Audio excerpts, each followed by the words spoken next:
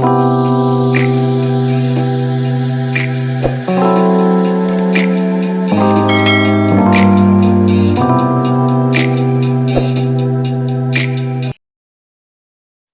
dear Sagittarius. I am Jamie Dawn, your evolutionary revolutionary astrologer, bringing you your April 2022 horoscope.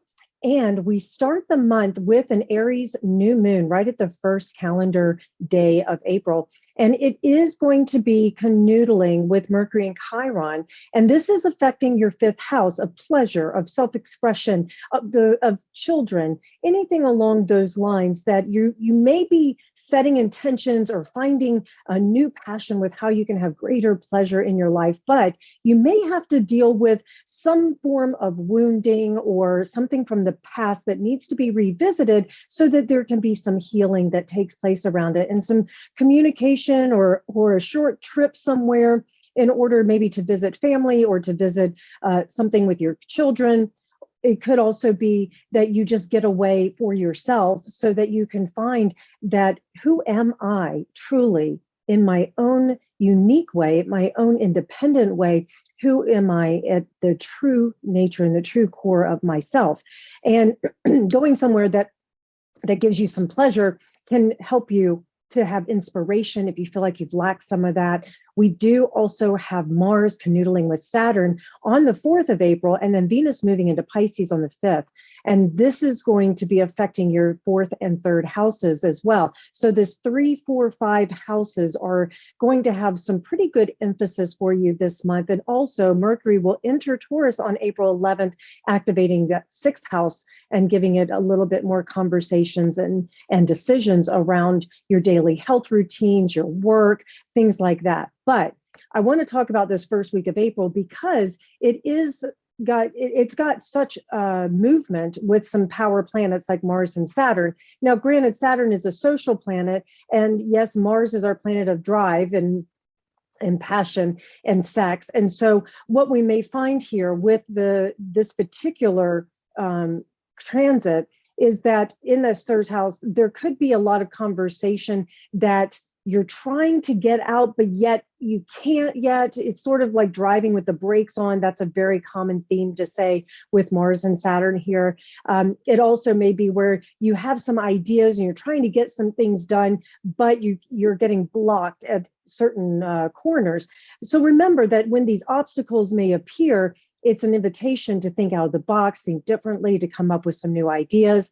Do watch for the communication between you and maybe a sibling or a neighbor, local community that could incite a little bit of passion or anger. It also may find you in a place where you're a little more withdrawn because you're feeling that heaviness of Saturn, and Saturn's forcing you to discipline yourself to take care of certain decisions, or maybe there's some schoolwork that you're doing, or some big project with your work that you have to communicate and people just aren't listening. So just watch for that as well. But it should ease up. Here we've got Venus moving into Pisces just the day after in that 4th house, asking for peace and harmony in your home life, in your past, in your foundation, in your roots. So you may find yourself beautifying your home when she's here, maybe using your private life, your home life as a chance to escape. It's also a good indication that some of you may be seeing an elderly parent or someone who is needing to make a transition and you help them. There's also an indication with Venus here that if there's been conflict in the home, or you just haven't been able to really focus on taking care of yourself and having that work-life balance, that now here comes Venus and she can invite that in. The further emphasis of this 4th house is going to be when Jupiter and Neptune canoodle on the 12th. And that is going to set up a whole new cycle where you may find your home expanding. Some of you may be having children, maybe you relocate and you find a place long distance, you start preparing for it. It also has a spiritual nature to it, or a spacey kind of nature to it. So there's a few of you Sages, I know you love to travel or learn about bigger and better things, that you may find yourself setting yourself up to get a second home and to get a place by the water, maybe.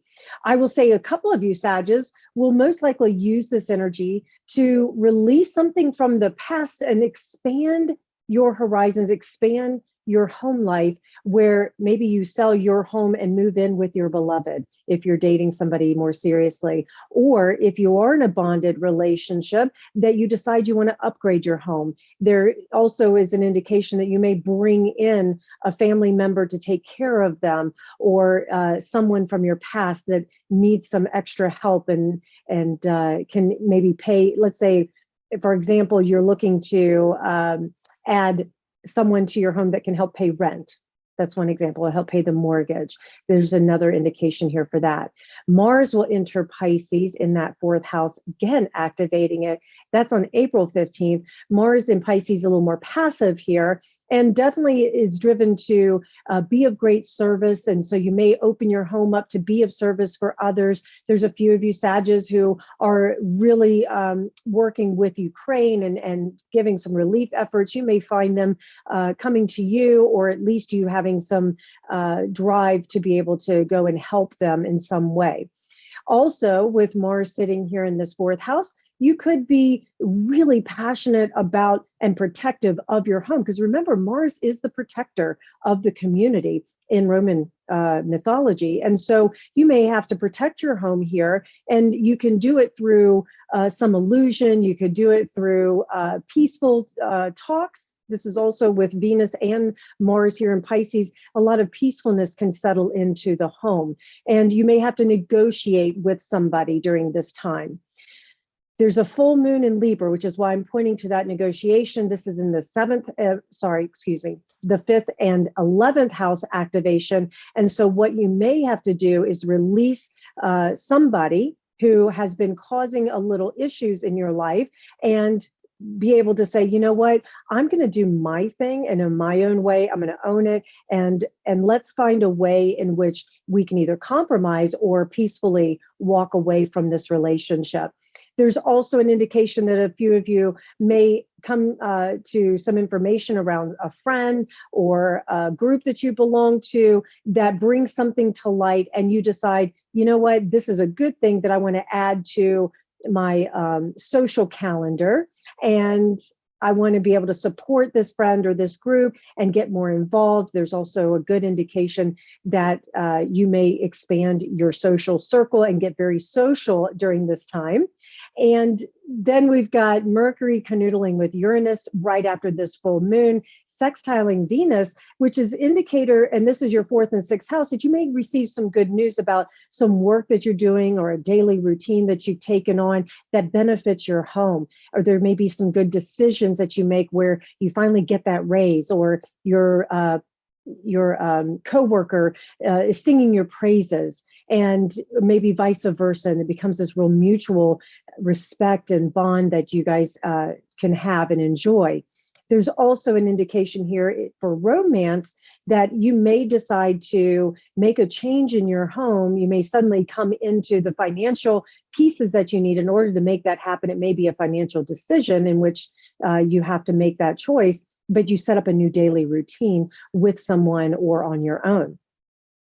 Now we have Mercury entering Gemini right at the end of the month, and a new moon in Taurus where Venus and Jupiter will be canoodling. This last piece of April for you is going to be super sweet, especially as Mercury enters Gemini on the 29th. Like I said, it's in your 7th house. This is relationships and partnerships. You're going to be making decisions and talking about many different topics, things of great interest, and you could find yourself planning a future with this new moon in Taurus that is super sweet and super supportive. It adds such luxury and value to your home, to your well-being, and in a way that just allows you to feel truly loved. And this may be, if you're single and you're looking for love, it's a perfect time to get out and circulate and to have those connections and just let the universe draw to you your beloved, because you're going to be a cosmic favorite here when it comes to the attraction and the attention of others,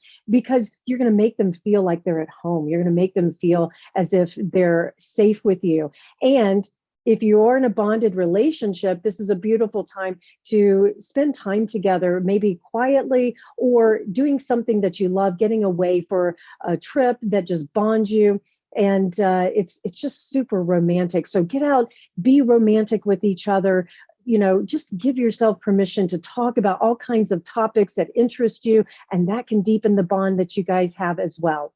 All right, Sag, I really hope this helps. Please like, subscribe, share, comment. Come find me at jamiedawn.com for something more specific for you. All right, have a great month, everybody.